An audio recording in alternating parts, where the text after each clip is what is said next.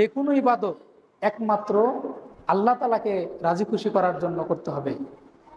দিনের জ্ঞান অর্জন করতে হবে দিনের উদ্দেশ্যে, আল্লাহ তাআলাকে রাজি খুশি করার জন্য। তখন তোমাদের অবস্থা কেমন হবে? তিনি বলতেছেন, তখন তোমাদের অবস্থা কেমন হবে যখন চতুর্মুখী ফিতনায় তোমরা নিমজ্জিত হবে, চতুর্দিক থেকে ফিতনা ঘিরে ধরবে। এই ফিতনার মধ্যেই ছোটরা লালিত পালিত হবে, ছোটরা বড় হবে, এবং এই ফিতনার মধ্যেই বড়রা বৃদ্ধ হবে। তখন তোমাদের অবস্থাটা কিরকম হবে? ওই সময় যদি কেউ কোনোদিন ফিতনা উৎখাতের কথা বলে, ফিতনা পরিবর্তনের কথা বলে, তাহলে মানুষেরা বলবে, আহ, সুন্নাত পরিবর্তন হয়ে গেল। মানে ফিতনাকেই মানুষ সুন্নাত হিসেবে গ্রহণ করবে।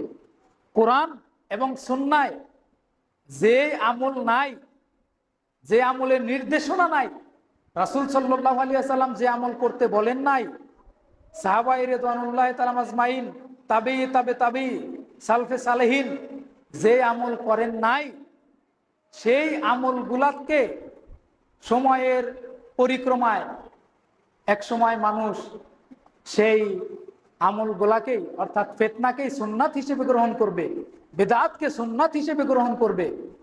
যখন কোনো ব্যক্তি বেদাত বিসর্জনের কথা বলবে, এই ফিতনা উৎখাতের কথা বলবে, তখন সমাজের মানুষের আফসোস করে বলবে, হায়, সুন্নাত পরিবর্তন হয়ে গেল। সম্মানিত হাজিরিন, এই কথা শোনার পরে ওই সময়ে যে অন্যান্য সাহাবী তারা বলল যে কখন এরকম অবস্থাটা হবে, এই অবস্থাটা কখন হবে?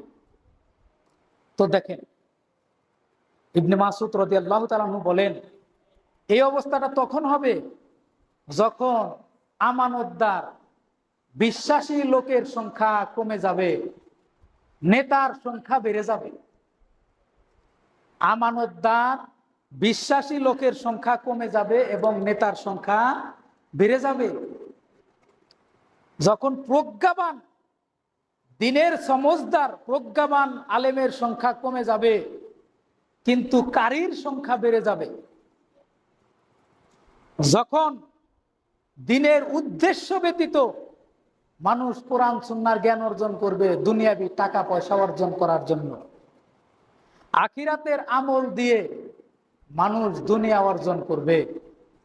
এই চারটা বৈশিষ্ট্য এবং কর্মের কথা উল্লেখ করা হয়েছে।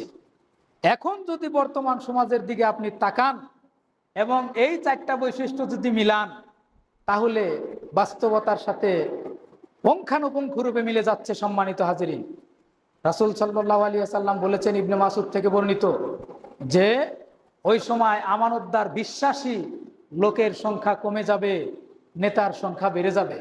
আছে না নাই? নেতার সংখ্যা বেড়ে গেছে, বিশ্বাসী লোকের সংখ্যা কমে গেছে। প্রজ্ঞাবান ফকিহ দিনের সমজদার আলেমের সংখ্যা কমে যাবে, কারীর সংখ্যা বেড়ে যাবে। পড়াশোনা নাই, কোনো কিচ্ছু নাই, কণ্ঠ একটু ভালো, সেই হচ্ছে এখন বড় বক্তা, সেই হচ্ছে ভাইরাল বক্তা। একটু বিনোদন দিতে পারে, একটু গান গাইতে পারে, একটু সুর দিতে পারে, এই রকম আলেমই এখন 1,80,000 50,000 এরকম বাজেট করে তারা এই মাহফিল করতেছে। আছে না নাই? অথচ প্রজ্ঞাবান আলেম যারা অন্তর থেকে দরদ নিয়ে দিনের উদ্দেশ্যে, দিন কায়েমের উদ্দেশ্যে যারা কাজ করতেছেন, এই সকল আলেমের সংখ্যা খুবই কম। এবং যারা আছে নিবৃত্তিচারিতে যারা কাজ করতেছে, তাদেরকেও মানুষ মূল্যায়ন করে না, বরং তারা বেশিরভাগই নিগৃহীত, বেশিরভাগই তারা নির্যাতিত হচ্ছে। তো সম্মানিত হাজিরিন, এরপরে রাসূল সাল্লাল্লাহু আলাইহি ওয়াসাল্লাম বলেন যে মানুষ দিনের জ্ঞান অর্জন করবে দুনিয়ার উদ্দেশ্যে, দিনের জ্ঞান অর্জন করবে দুনিয়ার উদ্দেশ্যে। তো এই জন্য আমাদেরকে যে কোনো ইবাদত একমাত্র আল্লাহ তাআলাকে রাজি খুশি করার জন্য করতে হবে। দিনের জ্ঞান অর্জন করতে হবে দিনের উদ্দেশ্যে, আল্লাহ তাআলাকে রাজি খুশি করার জন্য।